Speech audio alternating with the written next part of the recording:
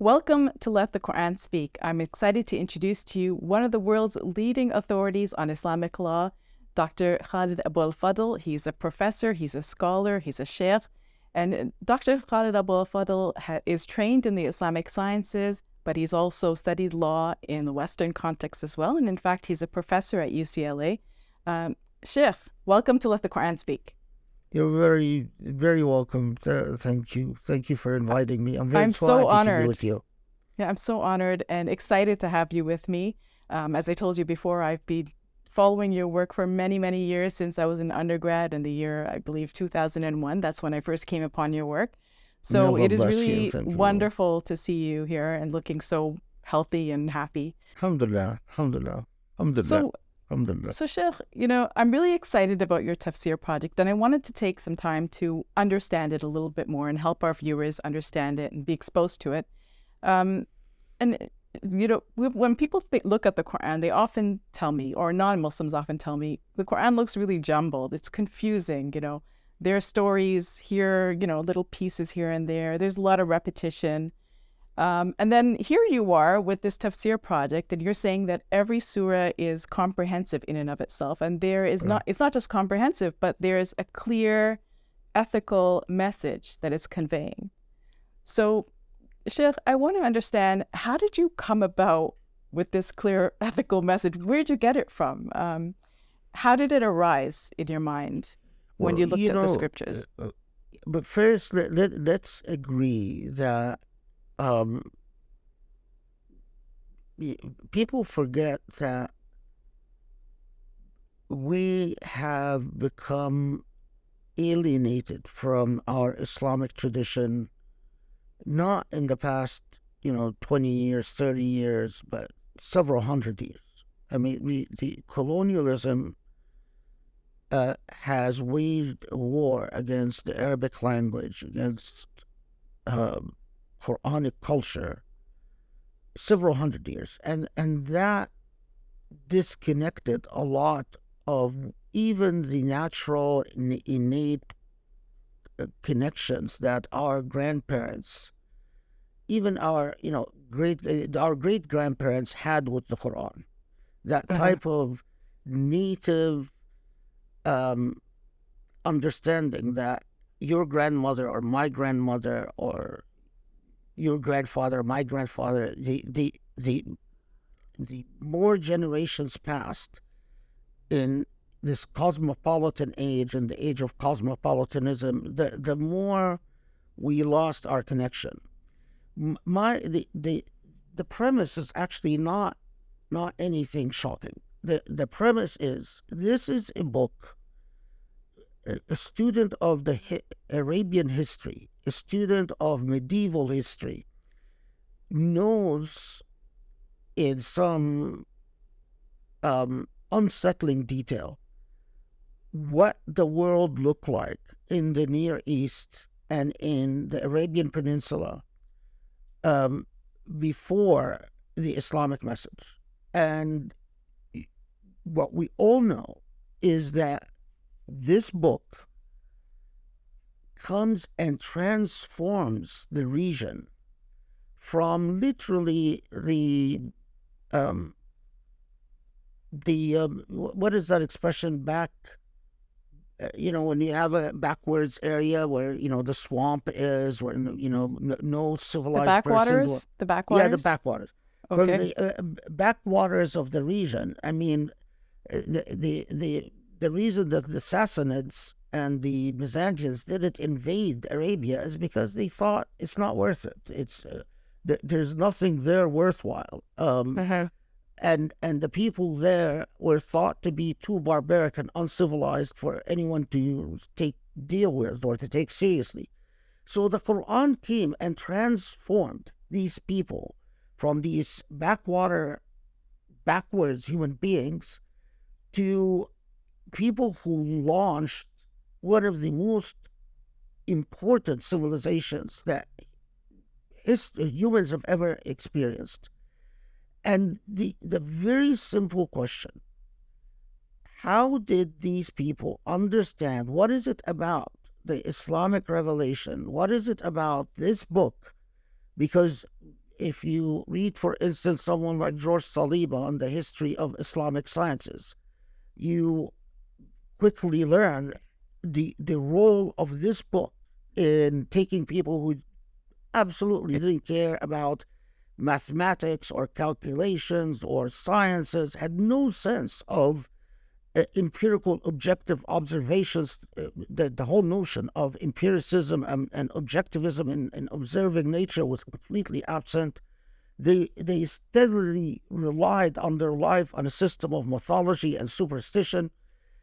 What is it about this book, the way it was comprehended, the way it was received by the cognitive functions of the very early generations, what type of transformations it made in their cognitive beings? And when you start with it's like looking for the treasure. It's like knowing, okay, there has to be, because you compare between the way the Quran is received by modern Muslims and the way that modern Muslims might be spiritually inspired by the Quran, but does it transform their life from truly, as the Quran repeatedly describes the Islamic message, from the darkness to light? Does it take human beings from what is it that we're missing about the modern age? And when you delve into with a proper methodology into what the Quran, revelation after revelation after revelation, was doing to the first audience of the Quran, there are all types of bits and pieces of evidence that you clearly, and anyone that heard these halaqas would understand what I'm talking about, because I often explain the methodology in investigating the pieces of evidence, recapturing these historical moments, recapturing that moments of transformation.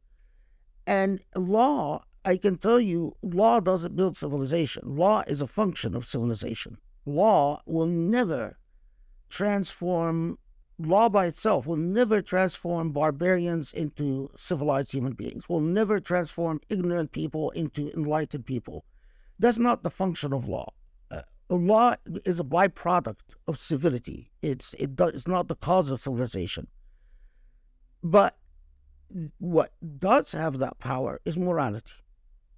It's when something comes and speaks to our conscience and tells us, to our conscience, you must do the elevated thing.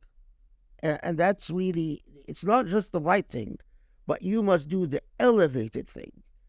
And it must inspire enough people so that sociologically you have enough people that pursue the elevated thing to have enough of an impact on entire society. And I am, as anyone that has listened to the tafsir, the halaqas, I mean, inshallah, we're working on publishing this material, because in publication it even becomes more clear. But I am beyond any reasonable doubt, I am absolutely convinced that each surah had a pedagogical function, and part of that is also my iman in that, not just the sociological effect, but in understanding the way the Quran interacted with history, and starting with the premise that history in the eye of the Lord, in the eye of Allah subhanahu wa ta'ala, is not merely an accidental set of events, but is quite purposeful. And so what is it about this dynamic between the history of the earliest Muslims and the way that the Quran engaged that history, interacted with that history, and elevated these human beings beyond their historical moment. So much so, we say it very lightly, but we don't understand how enormous it is. So much so that they left both the Sassanids and the Byzantines well behind them. And that's mind-boggling. I mean, if you read, and what helps, of course, is being able to read the original sources of not just Muslims, but the original sources of the people that were the non-Muslims, the Christians, Byzantines, who were alive at the time and witnessing these events and completely astounded and completely puzzled. How in God's name are these people? You know, we've always dealt with these people, and we knew that they understood nothing but their feuds and their the sense of loyalty to the family or loyalty to the clan, but nothing beyond that. Suddenly, these people are interacting with us and speaking in terms of principles and morals and right and wrong, and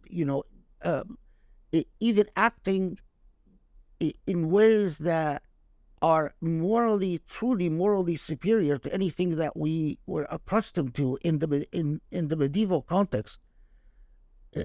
The journey started with a passion to discover that transformation. Because I've been always puzzled by how modern Muslims are towards the Quran and compared to the history. Yeah, sorry to cut you off. No, actually, I interrupted you. So, Sheikh, how did you go through that process? I mean, I'm guessing that I understand that you probably looked at the traditional sources of tafsir and like the Quran itself, the hadith, the reports of the companions, the Sahaba, the Tabi'in. Those are all the traditional sources. But then I'm sure you went your own way at some point. So, how did you go through that process? Can you explain it to me? Well, first, I mean, it is you have to absolutely read everything, all the tafsir, and I've gotten accustomed to reading them chronologically. So from the very first commentary to, progressively onto and whether published or unpublished, and then you will often find reports. Two types of reports. There are reports that claim to be occasions for revelation, and they're often conflicting reports about the occasion for revelation. The second type are reports that mention an ayah or ayat or in the particular surah that are not intended as an asbab al-nuzul, but is telling you about something about the interaction of the Sahaba or the Tabi'in with a particular ayah. So, for instance, when you find some hadiths that tell you that such and such, these groups of companions would, whenever they meet, they would never depart without reciting Surah Al-Asr together. That's just an example. And tracing all of this material, and then you, especially in the investigating what were the issues that might have who was involved in every riwayah in Asbab al-Nuzul, an assessment, of course, not just of the authenticity, but of what might have motivated each riwayah that was related about, and also delving into the history that especially in the Quran of Medina, but not exclusively so, but what were the events? So part of it is also trying to establish the chronology of the surah, And then what were the events that existed when a particular surah was revealed? I mean, we find this very pronounced, for instance, in, of course, the obvious examples like Surah Al-Ahzab, but even like Surah Al-Baqarah. Anyone that would hear what I've said about Surah Al-Baqarah or Surah Ali Imran or Surah Al-Nisa would know exactly what I'm talking about. That I'm convinced every time Allah subhanahu wa ta'ala engaged Muslims, Allah was literally raising this early generation. Allah was constantly telling them, sort of a constant moral companion. The point is not just to raise the early generation, but the point is to create a living example of the principles that the Quran enunciated in the Mecca period. So the Mecca period, you have a laying of, if you will, the essential commandments of the essential canon of the Quran. All the moral foundations. The Medina period is a living, breathing example of how you go from these abstract Quranic principles about morality to an applied morality. And when you approach the Quran this way, you discover truly that the way that the Quran engaged Muslims in the first generation, the only thing that describes it is truly a moral elevation. It was consistently teaching them how not to be simply utilitarians, not to be opportunists, not to accept the logic of the ends justify the means, to consistently stressing, even at times when there would be in any normal mundane system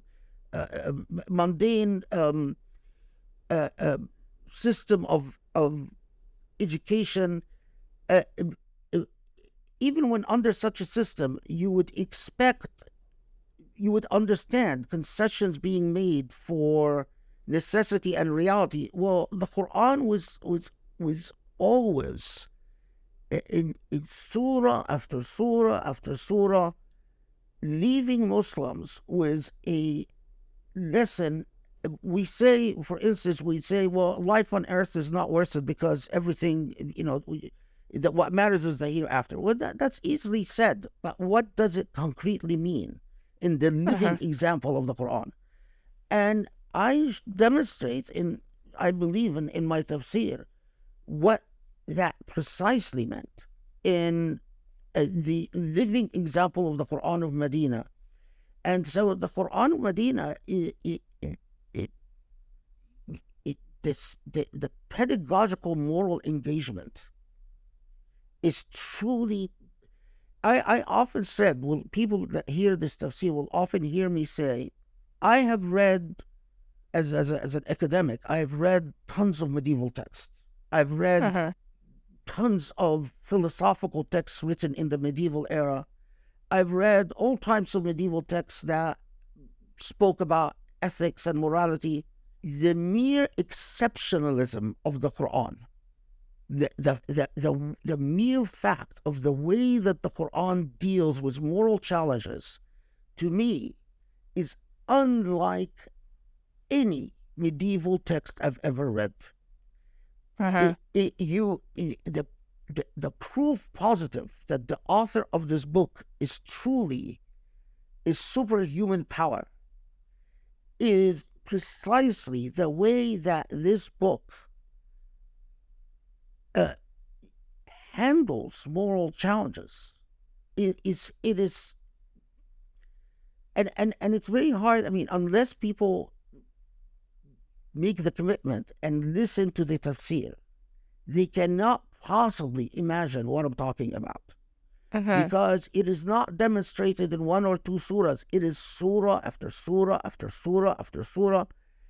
And I discussed the nitty-gritty issues of research in the halaqas precisely, well, partly because I have students who are attending the project, and they're for past 2 years, they've been just studying with me how the methodology of the tafsir works.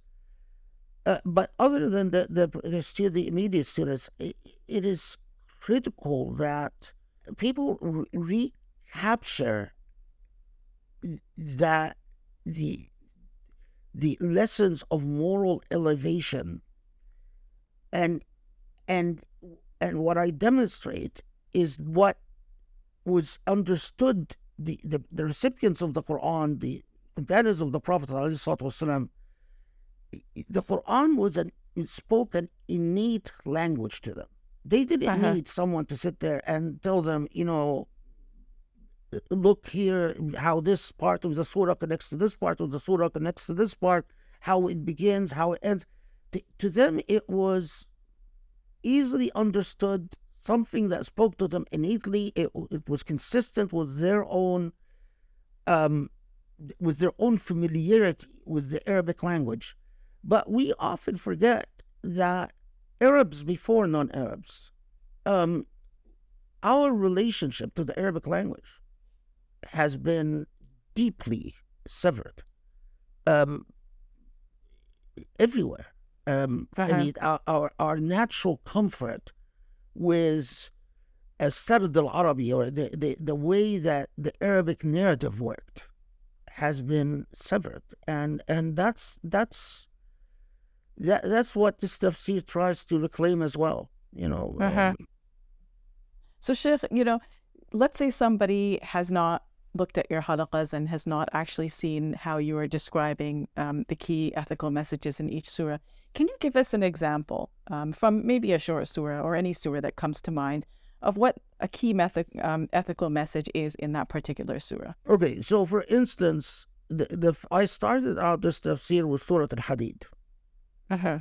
And in Surah Al-Hadid, I demonstrate how it was revealed at a time that correlated very closely with the message of Surah Al-Hadid. So you had a time where Muslims were truly, the tests within the Medina period had escalated to a point where many people were meeting their breaking point.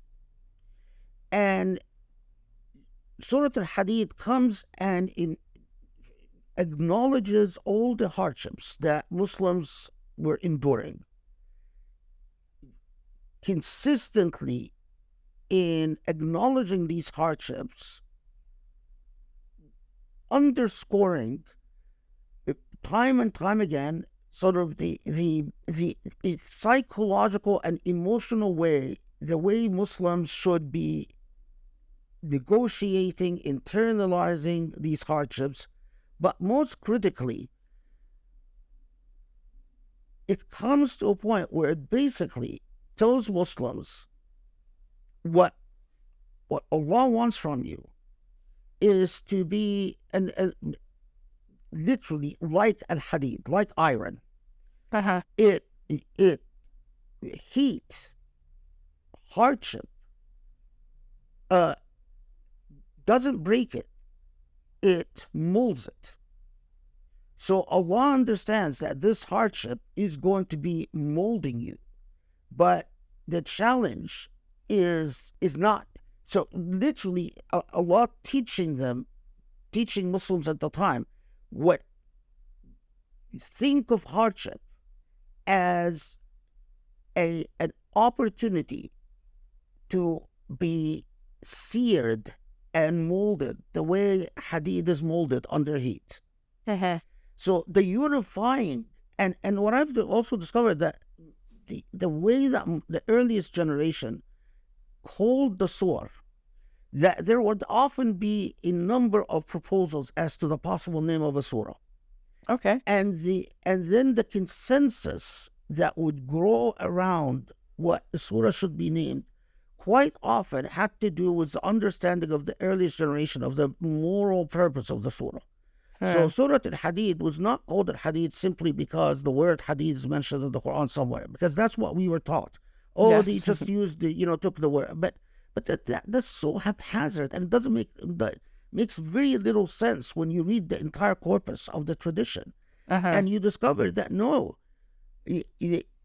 people were saying should be called Surah Al-Hadid because it is essential to the message. This is what the surah is about. So that means people understood the moral message from a very early point. Precisely. To them, it was the familiarity and innateness. Or Surah Al-Asr, I mean, because of time factor, because you understand that each of these halaqas, we spend quite often, 5-6 hours on each surah. Yeah, I saw that, yeah. But if you think, for instance, Surah Al-Asr, why does Allah say, Inna al-insana lafi khusr? What does that khusr really mean? And then why does Allah then tell you that the answer to the avoidance of that state of khusr, that Allah says every atak, human beings that are in a state of moral failure. And then Allah comes and says, except for those who are in a state of tawasi. Well, what does tawasi mean? And tawasi bil haqq and tawasi bil sabr. And so when you read reports that attributed to the Prophet, that the Prophet ﷺ said Surah Al-Asr is equal to 1/3 of the Quran. Well, that's a typically medieval way that medieval people used to emphasize the importance of something. When in medieval discourses, not just in Arabic culture, by the way, but even in Hebrew culture and Persian culture, in old Syria culture, that when they wanted to say that something is really important, they would always quantify it by 1/2, 1/3, 90%, something like that. And so people clearly understood that Surah Al-Asr is very important, and it was one of the earliest revelations of the Quran, and it's telling them that the way Allah sees humanity is that humanity is fumbling around without a purpose, except for those who engage in a state of tawasi. So what does tawasi mean? And what you discover is tawasi is not just me and you deciding to meet and saying, let's serve haqq, let's have sabr. Tawasi is action, is vigilant pursuit through action and through constant reaffirmation.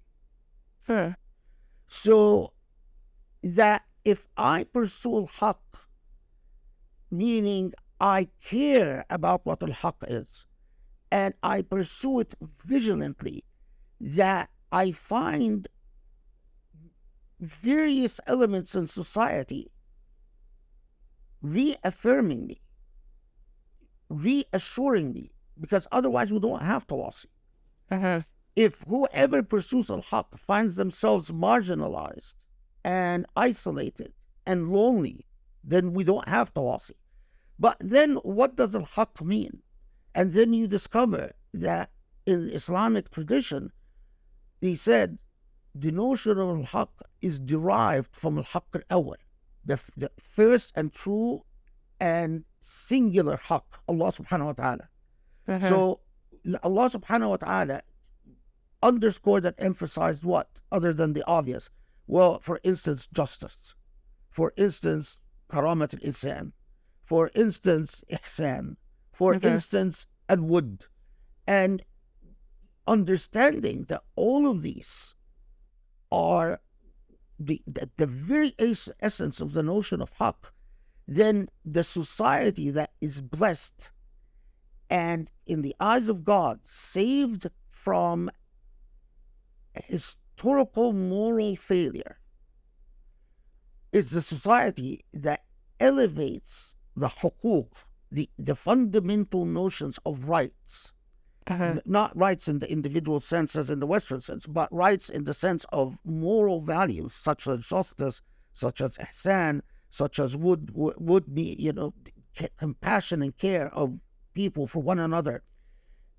So you've got this one simple short surah, but if you truly internalize it, as Imam al-Ghazali actually says that he says that there are surah in the Quran that if people internalize lakafathum, that if you only internalize the Fatiha and Qul Huwallahu Ahad, and I forgot which other surah, but Al-Asr, Imam al-Ghazali says, that your entire life would be totally transformed.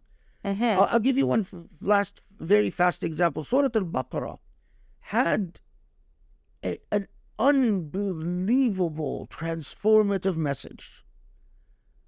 Surah Al-Baqarah came in, first revelation in Medina, telling Muslims, Muslims have just migrated, they just sacrificed everything they owned, they gave up their careers, they gave up their money, they gave up their families, they gave up to do the hijrah, and then the people of Medina suddenly, Medina wasn't financially well off, but suddenly they have all these refugees arrive and they share with them everything, and everyone is sort of feeling really special, really puffed up, and look at me, I've sacrificed.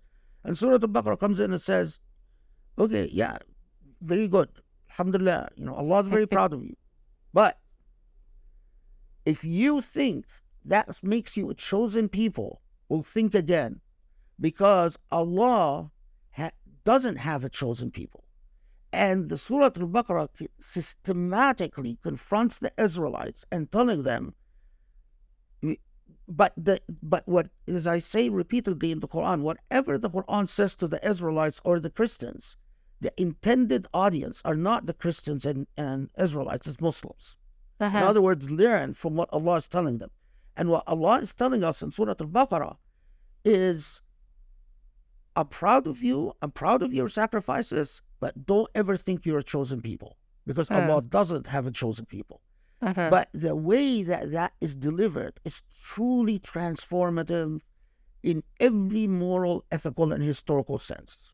And once you see the Quran from that, you can't go back. Every surah you read, you understand that there is an ethical mission behind every surah. And that, of course, I argue, and I hope that people will listen and persevere through the tafsir, and inshallah the published version whenever Allah, we're trying, inshallah, that it shows that this was in fact sort of the original, the innate original comprehension of the Quran, and that once you point out, and because this is the reaction I get from so many people, once I point out what needs to be pointed out, the reaction quite often, now that you've said it, it's actually quite obvious. It's sort of like, okay, so what's so special about what you're saying? Because it's really very obvious. Well, yeah, it's obvious, but someone needed to say it. Because somehow we have become alienated from the obvious. We've lost track of the obvious. Yes. So Sheikh, tell me about the surahs. I understand that there are 114 surahs in the Quran, and I understand that you see them as each having a particular role within the Quran. Can you explain that a little bit? Yeah, I mean, it's the first. I'll again explain it in the following. The first surah in the first 3 years of Hijrah laid a basic foundation and laid a basic premise that there's a moral path, Salat al-Mustaqim, there is a moral path. And remember, at that time, the ibadat were not revealed yet. But there is a moral path, and your life is about the pursuit of the moral path. And what we also often forget that in the first 3 years, there was a powerful message of liberation. That breaking the bondage, breaking the chain of bondage, was portrayed as a true aqaba, a real obstacle for you to go forward in God's grace and God's blessings. And so people understanding that this is, remember, what do Muslims, the earliest stories that we hear about, every time the earliest Muslims, the Muslims during Mecca, when every time they are asked, for instance, by the emperor of Abyssinia, what is this religion about? And the first thing that you read time and time again is يدعو لحسن الأخلاق. That is an advocate, a teacher of high morality, high ethics. That's what you keep hearing from the very early, and the Quran is the mirror of that. If people truly understand, and they understand the Quran in terms of the chronology of its revelation, the very early surah really anchor these foundational akhlaq, and it does that throughout the Hijri period. In the first three years, it is the anchoring of the idea of the moral path. And some of the basic foundations of the moral path, such as the notion of haqq, that unless, or the very notion of ma'ruf, or the very notion of al-husna, these basic moral, ethical precepts. But then as the Quran progresses through the Mecca period, it underscores and emphasizes and reiterates that the sad reality is the moral path. Of course, it elaborates more and more about this moral path until we get even the commandments of Luqman, for instance, alayhi salam. And we get in various surah we get what reads nearly like a list of commandments that,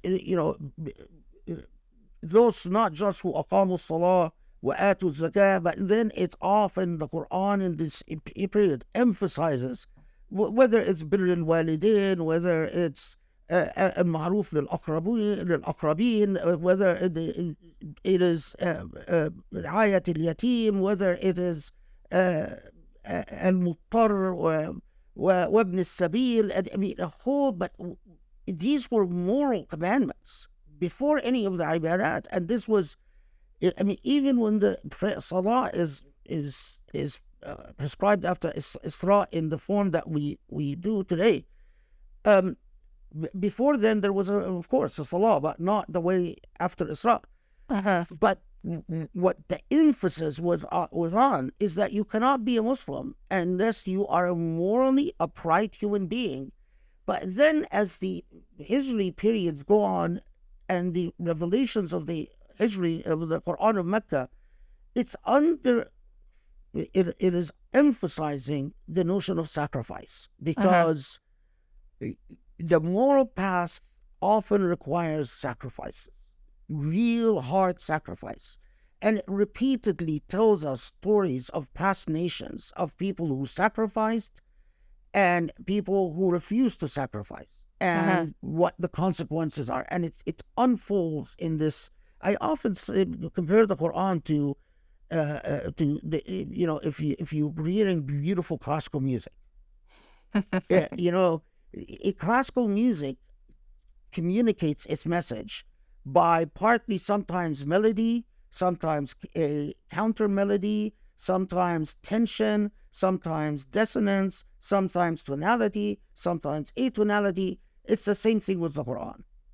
It's like a musical performance. The surah, especially the longer surahs, they take you and they give you a message and then remind you of something, and then segue into a respite, and then ramp up the tension, and then give you some ease, and then until you reach the end, and you say, Allah, Alhamdulillah, it was such a beautiful, wonderful journey. It was a liberating journey. Now, once you have the emphasis on the sacrifice, once we enter into the Hijri period, so understand there is no chosen people, and if you honor God in your moral behavior, God will honor you. But if you don't honor God, God will replace you. And don't think that just because you have made the sacrifices that you've made, that you're special. Repeatedly in the Hijri period, the Quran comes and says it's not about the fiat people. It is not about the spoils of war. And if you're in it for the spoils of war, then go away. Allah doesn't want you. Allah doesn't want those who were marched in battle hoping to gain spoils of war, and then when they thought there's no spoils of war, they turned their back. In fact, Allah says, not only don't I want you, but I will not accept your help from now on. If a human being was the author of this book, you would never, a human being does what? It's easy, if the human being is capable of taking vengeance against the people, meaning has power, they take vengeance. Or if the human being thinks, oh, I still need these people, a human being doesn't tell them, oh, still remain a part of my society, but I just don't want you to help me at war. Only a God would speak this way. Only Allah subhanahu wa ta'ala. And then at other times, it's so the emphasis, time and again, don't you dare be in this for material reasons. It is not about material gain. Even in Surah Al-Jumu'ah, for instance, what a lot of people, what we're not taught in our schools is that you discover that when Surah Al-Jumu'ah was revealed, there was a true shortage of commodities in Medina. So when the caravan came, where the Quran talks about those who left the Prophet ﷺ at Jumu'ah and went to the caravan, right? They went to, why? Because there was a shortage. And the people sitting at Jumu'ah knew, if I don't rush and buy whatever I'm going to buy for my family, by the time, and wait until Jumu'ah is done, it's going to be all gone. There was a period of time that no caravans had reached Mecca successfully. Reached Medina successfully. And so there was a real shortage of commodities. So understandably, and this is what we have to understand, that this is a test any of us could have been in.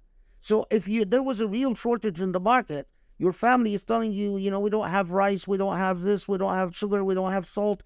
And then you're Jumu'ah, and then with the Prophet ﷺ, and the caravan arrives. Are you going to stay at Jumu'ah, or are you going to rush? And look at the way the Quran educates these people.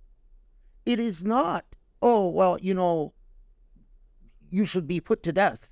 You should be thrown in prison or flogged, because it teaches them in a very elevated way. Understand, yes, Allah understands that you're human beings and you weakened. But the lesson is, if you truly trusted Allah, you truly understand that what you're doing at Jumu'ah is khair. Khair. It is better. So you discover that, and Surah Al-Jumu'ah is a one good example. Another part, Surah Al-Imran and Surah Al-Nisa and in a number of other surahs, but primarily Al-Imran, Nisa, which focuses on women inspired by the persona of the Prophet ﷺ be, for the first time, their voice started being heard. And they spoke out, demanding their own rights.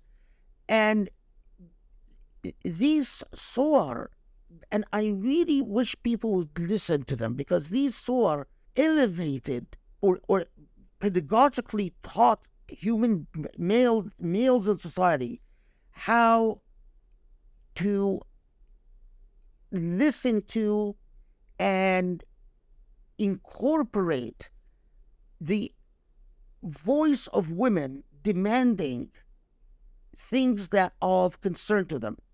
And it did so as a demonstrative lesson in social ethics. And I can't describe it I wish I could. I wish I had the brilliance to, just in 2 minutes, summarize it. But I really, so for instance, you discover in Ali Imran that, okay, Maryam's parents, what is it that they were praying for a boy? They got a girl, but they did not say, "Oh, khalas, I got a girl. What is this? We prayed to Allah. We expected a boy. Why didn't Allah give us a boy? Forget this. What is this? We pray for it." But they persevered with their commitment, and they got beyond the boy.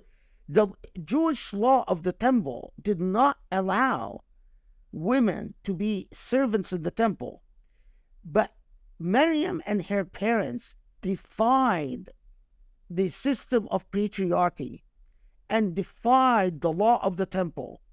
And what the rabbis of the temple said, well, okay, if you are not going to go away, you are only allowed in this small little room in the corner of the temple. And she refused to withdraw. And we forget, what does it mean for a virgin woman who was already defied the elders of the temple, the rabbis, the servants of the temple, and her parents already defied the servants of the temple, to have not just a boy, but a boy who was unrelenting in criticizing the unethical behavior of the rabbis of the temple. When you learn the entire background, you realize that Allah is saying, for instance, in Ali Imran and Surah Maryam, is blessed be the Maryams of the world. Now, in Usuli, that has become an expression. When we find a woman who is a woman of honor and dignity and asserts her dignity and her rights, we say, oh, she's a Maryam. It has become an expression because of that surah. That's amazing. And it is truly, Allah is teaching us a prototype. That is why, if you look, for instance, in Sayyid Nadawi, in his massive dictionary of biographies of women in Islam, 35 volumes. Do you know 35 volumes? About half of these volumes are the women of the first 2 centuries. It's so sad. It's because the early message empowered women, that the women of the first 2 centuries equal the women of all the other centuries.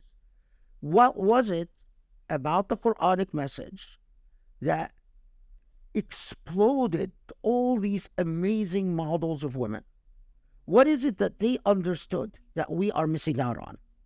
Why is it that we have Maryams everywhere in our societies, Muslim societies today, and so on? I mean, and it is, you ask me, part is the rigorous research of all the history, the methodology, the reports, the historical context, the history of the region, the various laws of the region, the various debates that were taking place about what is right and what's wrong, because you can't understand in what way the Quran was an elevation unless you understand what existed.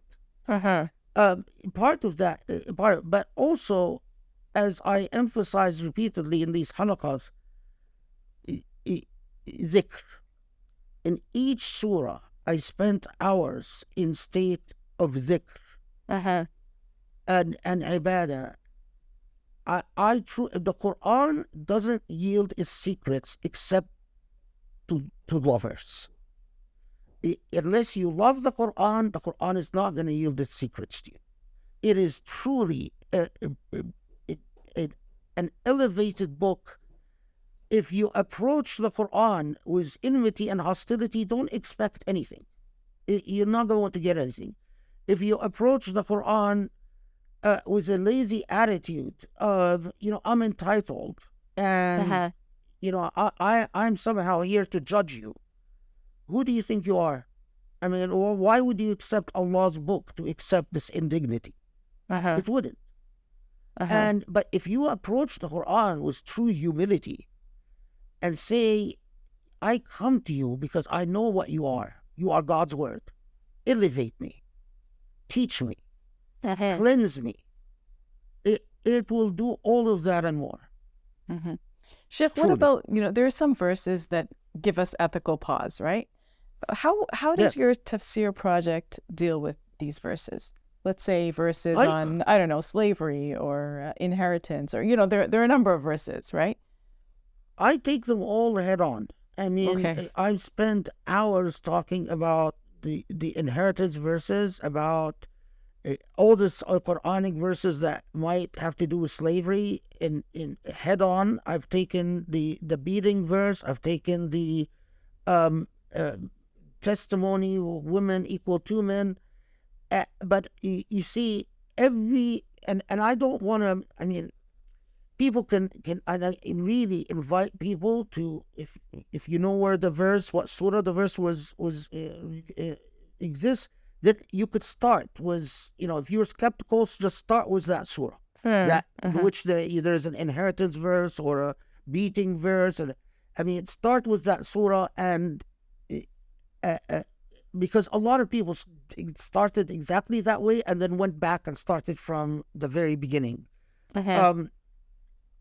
But, I have to, because I don't believe in incomplete knowledge and, snippets of knowledge. And Muslims have this nasty habit, really nasty habit, of somehow we are very unkind in the way we judge each other. And in the, I find that Muslims are the most dismissive people towards one another. And although we talk a lot about brothers and sisters, but I'm not sure. By the way, there's a field called, as I'm sure you know, social psychology. And social psychology, in analyzing the psychology of people who've been defeated in war or traumatized societies, a lot of what they say practically describes what one experiences in Muslim society. People interacting with each other often with great deal of suspicion, often trying to prove their superiority to one another, often being very skeptical about the intentions of one another, often a desire to be recognized as one's own authority and that one defers to no other authority but one's own, all of these things. So I'm want to be very careful, but what I say is this, is that these are laws. We all agree that they have whether it is the matter of inheritance or the matter of witness testimony, or that these are what we would call in English positivistic laws.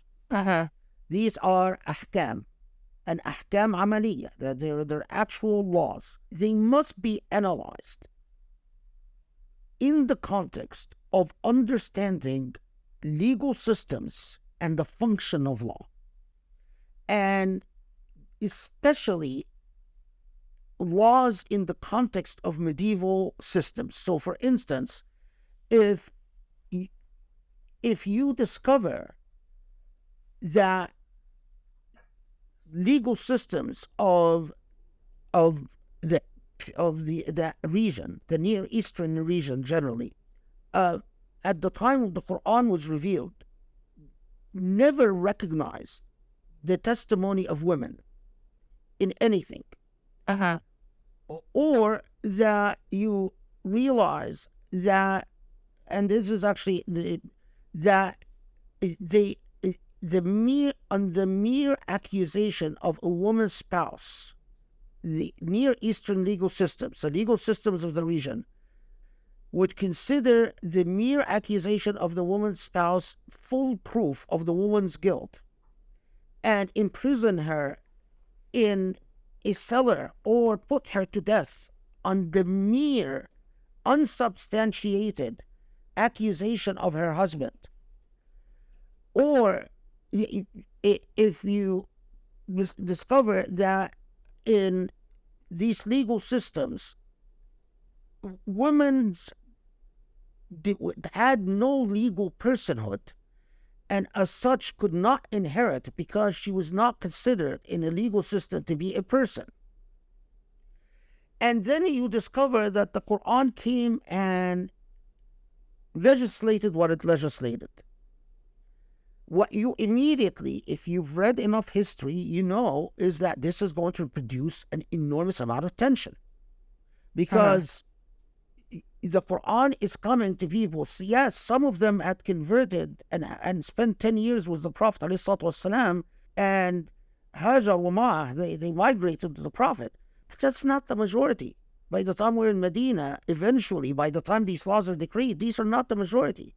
And the majority will look at these laws and say, and be scandalized and resist. In fact, you know that the law prescribing inheritance for women, it's not just it was resisted in the first 100 years or 200 years of Islam. It continued to be resisted till the modern age. There are areas in Syria, in Egypt, in Jordan, in Saudi Arabia, that will not allow women to inherit to our very day.